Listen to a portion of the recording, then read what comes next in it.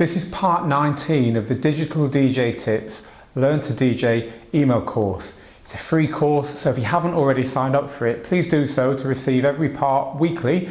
Go to digitaldjtips.com/join. So today we're talking about managing your music library, how to manage your digital music. Now as a DJ, it's very important to have real confident, good hold on your digital music. See, a CD or a vinyl DJ has got the CDs or the vinyl right there. Managing it is just a case of packing a record box or a CD case, taking it off to your gig with you. You know where everything is, you can sort it out. But of course, it's very limited having your music in that way. And there's lots of things we can take advantage of in digital once we've mastered the basics, which make digital music actually a lot friendlier and a lot more fun to manage than the kind of way that you might approach it, which is thinking, oh God, I've got all these music files, they're all over my computer, they're just lists of names. You know, it's no fun having your music in that kind of disorganized mess. So the first thing we need to do is get everything organized and get you confident with it, and then we can start taking advantage of all the benefits of having your music in a digital format. So first things first, you're going to need to manage your music away from your DJ software. You could have your music all in your DJ software and never use anything else. Most DJs don't. And the reason for that is that there are many advantages to using an external program rather than the library management stuff that's built into your DJ software. And of course, the program that everyone uses is iTunes. Now, iTunes might not be the best music management program, although it's pretty good, but it has a killer feature. And that killer feature is that in nearly all major, in all major DJ software, but in nearly all DJ software anyway, iTunes is right there in your software. You open Virtual DJ or you open Serato or you open Tractor, and right there on the left-hand side is iTunes. But not only like an iTunes folder, but all your iTunes playlists, all your iTunes smart playlists, which are an advanced kind of playlist that you'll discover later on. That stuff's all there. So it just means that you don't have to worry about reorganizing your stuff in your DJ software. You can just do it all at your leisure, away from your DJing software in iTunes, and then when you open your software at your gig, all your work is there. So use iTunes, it's free, go and download it. Of course, if you have a Mac, it'll already be on your Mac, and get it installed on your system. So the next thing we need to do is gather up our digital music into iTunes.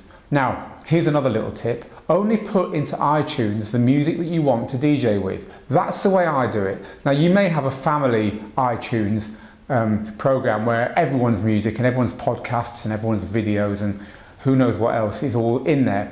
If so, you can have your own iTunes library just for you. And there's ways of managing multiple libraries on iTunes. It's quite easy to do. There's just a keystroke when you open iTunes, which lets you choose which library iTunes should access. So if you are in a position where you're sharing a computer or you're sharing a copy of iTunes with other people, just get online and Google using multiple iTunes libraries. I'm guessing that it's probably just you who uses your DJing laptop and you won't have that problem.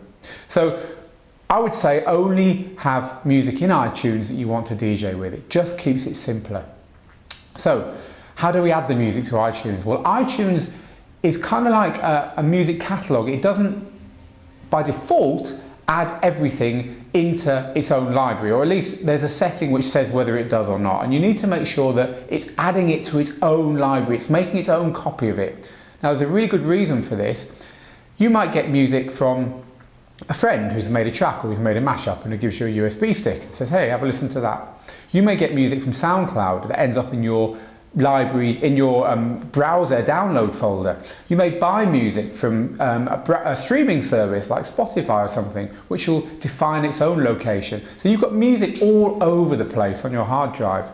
And what you don't want iTunes doing is just saying, okay, that's there, that's there, that's there. It all appears in iTunes, it all looks neat, but actually the files are all over the place. Now, on that USB stick that your friend lent you, you take that out and suddenly that music's not available anymore. It's not a good way of doing things. So in your iTunes preferences, in the advanced tab, there is a tick box which says copy music to my iTunes media folder. And you need to make sure that that is ticked. And that means that it will copy anything that you play or import into iTunes. It will copy an actual physical copy of it into your iTunes folder. Now this has got two benefits. One, it means that you can be sure that you have a copy in one place. And two, that iTunes folder, you can drag it onto an external hard drive and back it up. And that's another real big tip. Back your music up onto external hard drive. Go and buy yourself a hard drive for $70 or $80 that you can plug into your laptop and that you can drag your music folder on from iTunes and just do it all in one go. Not only is your music backed up, but then all your playlists and all your ratings and all the stuff that iTunes stores alongside your music, that's all backed up as well. So should you ever have a problem with your hard drive or your laptop gets stolen or broken or whatever, it's really simple to get all that music back there again. I mean, really simple. It's just a case of just a couple of steps and then you're back to where you were. Now, knowing that all your music's in one place and knowing all your music is backed up is a big step towards feeling ownership of it and feeling like it really exists and feeling like you can trust it and depend on it in the same way that CD and vinyl DJs feel. And it's something that many DJs who are used to that kind of method feel like they lose when they switch to digital. We need to get that feeling back. And I guess the third bit about getting that feeling back, that feeling of ownership of your music, is to make sure you tag it properly. And that means artist and album and track name and your genres, BPM. Your DJ software will do the BPM for you, but that's all important information. And I like to add the record sleeve as well because I'm a visual person. It's up to you whether you do that stuff, but make sure all the tags are there for your music. And again, you just feel like you own it. And of course, to do the tags, you need to go through it, so you're learning it as well. So we have all our music in iTunes and we have all our music properly backed up. So now we're pretty confident about it. And we've only got the stuff we need in there. So instead of downloading the whole album when we hear a track we like or getting everything by someone who has made a good tune, we've only got the stuff we want to DJ with in iTunes. That's a big step. The next thing to do is to learn about playlists. Now imagine a normal DJ, he packs a crate of records or CDs in order to go to a gig. Now a digital DJ should do the same thing. So all you do is go to your iTunes playlist and make a new playlist and drag stuff in there. Now your playlist doesn't copy anything, it's just a list.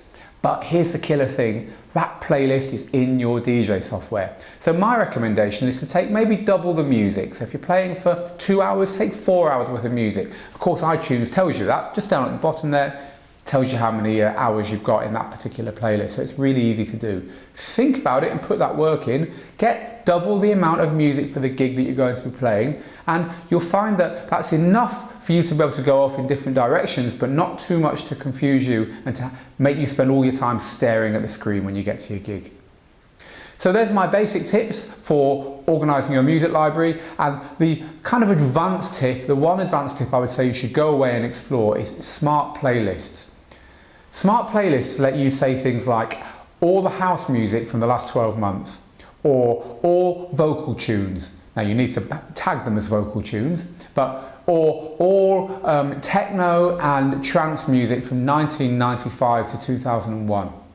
Now you can see how powerful smart playlists are, especially if you start thinking about your gigs. So if your gig involves you playing, I don't know, deep house followed by some chill out, because you're playing like I do in a beach bar or something. You can then have a deep house playlist that gets all the deep house that is from the 1990s, followed by a chill out playlist that's got all the chill out that doesn't have vocals, because you like to play some chilled out instrumental stuff at sunset, for instance. You know, I'm putting words into your head or putting records into your box here, but you can see what's good about smart playlists. You can set parameters and it will automatically sort them for you. So as you add new music to your library, you don't have to go back and add it to the playlists, to your chill out playlist or to your floor fillers playlist or whatever. As long as you tag it properly, it will add automatically. So investigate smart playlists. They're really powerful, and another good reason why I think iTunes is the way forward for organising your music when you're DJing. So thanks for watching, and I'm looking forward to seeing you in part 20 next week.